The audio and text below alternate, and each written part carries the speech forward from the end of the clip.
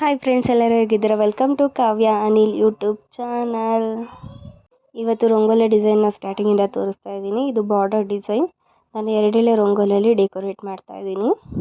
ಅದಕ್ಕೆ ಕೆಮ್ಮಣ್ಣಿಂದ ಡೆಕೋರೇಟ್ ಮಾಡಿದ್ದೀನಿ. ಇವಾಗ ಸಿಂಪಲ್ ಆಗಿರೋಂಥ ರಂಗೋಲಿ, ಸ್ಟಾರ್ ರಂಗೋಲಿ ಎಕ್ಸ್ಟೆಂಡ್ ಮಾಡ್ಕೊಂಡು ಹೋಗ್ತಾ ಇರ್ಬೋದು. ಈ ರಂಗೋಲಿನ ನಾನು ಸಿಂಪಲ್ಲಾಗಿ ಕಂಪ್ಲೀಟ್ ಮಾಡಿದ್ದೀನಿ. ಇದಕ್ಕೂ ಸಹ ಕೆಮ್ಮಣ್ಣಲ್ಲಿ ಡೆಕೋರೇಷನ್ ಮಾಡಿದ್ರೆ ತುಂಬಾ ಚೆನ್ನಾಗಿ ಕಾಣುತ್ತೆ. ಫೈನಲಿ ಈ ರೀತಿ ಬಂದಿದೆ ರಂಗೋಲಿ, ನೋಡಿ ಕಮೆಂಟ್ ಮಾಡಿ.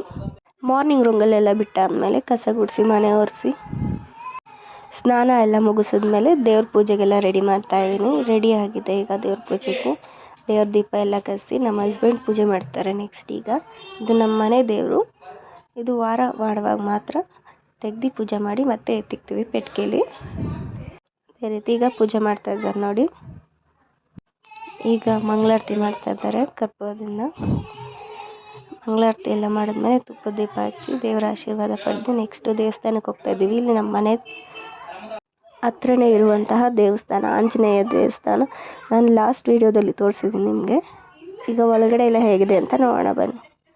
ಮೊದಲಿಗೆ ಗಣೇಶನ ವಿಗ್ರಹ ಇದೆ, ಅದಕ್ಕೆ ನಮಸ್ಕಾರ ಮಾಡಿಕೊಂಡು ನೆಕ್ಸ್ಟ್ ಒಳಗಡೆ ಹೋಗಿ ಆಂಜನೇಯನಿಗೆ ಕೈ ಮುಕ್ಕೊಂಡು ಆಶೀರ್ವಾದ ತೊಗೊಂಡು ಪ್ರಸಾದ ತೊಗೊಂಡು ಬಂದು ನೆಕ್ಸ್ಟ್ ಹಂಗೆ ಸಾಯಿಬಾಬಾ ಶಿವಪ್ಪನ್ನೆಲ್ಲ ಕೈ ಮುಗ್ದು ನೆಕ್ಸ್ಟ್ ರೆಸಿಪಿ ನೋಡೋಣ ಬನ್ನಿ. ಇವತ್ತಿಂದು ಮೊಟ್ಟೆ ಸಾರು ರೆಸಿಪಿ ಹೇಗೆ ಮಾಡೋದು ಅಂತ ನೋಡೋಣ ಬನ್ನಿ. ಮೊದಲಿಗೆ ಅರ್ಧ ತೆಂಗಿನಕಾಯಿ ತುರಿದು ಅದಕ್ಕೆ 5ರಿಂದ 6 ಈರುಳ್ಳಿನ ಇಸ್ಕೊಂಡು, ಬೆಳ್ಳುಳ್ಳಿ, ಶುಂಠಿ, ನಾನು ಟೊಮೆಟೊನ ದಪ್ಪಕ್ಕೆ ಹೆಚ್ಕೊಂಡು ಮಿಕ್ಸಿಗೆ ಹಾಕ್ಕೊತಾ ಇದ್ದೀನಿ.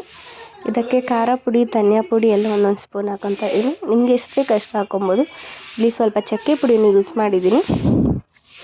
ಇದನ್ನೆಲ್ಲ ನೀಟಾಗಿ ರುಬ್ಕೊಳ್ಳೋಣ. ಕೊತ್ತಂಬರಿ ಹಾಕ್ಕೊಂಡು ರುಬ್ಕೊಳ್ಳೋಣ. ನೆಕ್ಸ್ಟ್ ಗ್ಯಾಸ್ ಕಾಸ್ಕೊಂಡು ಒಂದು ಪಾತ್ರೆ ಇಟ್ಕೊಂಡು ಅದಕ್ಕೆ ಸ್ವಲ್ಪ ಎಣ್ಣೆ ಹಾಕ್ಕೊಳ್ಳೋಣ.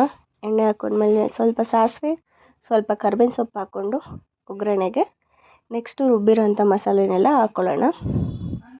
ಮಸಾಲೆ ಎಲ್ಲ ಚೆನ್ನಾಗಿ ಕುದಿಯೋವರೆಗೂ ಫ್ರೈ ಮಾಡ್ಕೊಳ್ಳೋಣ. ಈಗ ನೀರನ್ನ ಜಾರ್ ತೊಳೆದಿರೋದನ್ನ ಹಾಕ್ಕೊಂಡು ನೀಟಾಗಿ ಮಿಕ್ಸ್ ಮಾಡಿಕೊಂಡು ಚೆನ್ನಾಗಿ ಕುದಿಸ್ಕೊಳ್ಳೋಣ. ಖಾರ ಎಲ್ಲ ಬೆಂದಮೇಲೆ ಅದಕ್ಕೆ ಇನ್ನೊಂದು ಸ್ವಲ್ಪ ನೀರು ಹಾಕ್ಕೊಂಡು ನಿಮ್ಗೆ ಎಷ್ಟು ತೆಳ್ಳಗೆ ಬೇಕು ಅಷ್ಟು ತೆಳ್ಳಗೆ ಸಾಂಬಾರನ್ನ ರೆಡಿ ಮಾಡಿಕೊಂಡ್ರೆ ರೆಡಿ ಆಗುತ್ತೆ ಸಾಂಬಾರು. ಇದಕ್ಕೆ ಉಪ್ಪು ಹಾಕ್ಕೊಂಡು ಒಂದು ಕುದಿಸ್ಕೊಂಡು ನೆಕ್ಸ್ಟು ಮೊಟ್ಟೆಗಳನ್ನೆಲ್ಲ ಒಡೆದು ಹಾಕ್ಕೊಳ್ಳೋಣ. ಒಂದೊಂದೇ ಮೊಟ್ಟೆನ ಒಡೆದು ಹಾಕೋಣ. ಒಂದ್ರ ಪಕ್ಕ ಒಂದು ಹಾಕೋ ಥರ ಹಾಕ್ಕೊಬೇಕು. ಆವಾಗ ಮೊಟ್ಟೆ ಶೇಪ್ ಅದೇ ರೀತಿ ಇರುತ್ತೆ. ಅದಾದಮೇಲೆ ಮಕ್ಕಳನ್ನೆಲ್ಲ ಕರ್ಕೊಂಡು ಎಳ್ನೀರು ಕುಡಿಯೋಕ್ಕೆ ಹೋಗಿದ್ದು. ಎಳ್ನೀರೆಲ್ಲ ಕುಡ್ಕೊಬಂದಮೇಲೆ ಇವತ್ತು ನನ್ನ ಮಗಳು ಸ್ಕೂಲ್ ಡೇ ಇತ್ತು. ಆ ಫಂಕ್ಷನ್ನ ಮುಗಿಸ್ಕೊಂಡು ನೈಟ್ ಮನೆಗೆ ಬಂದು. Thank you for watching. Like ಮಾಡಿ.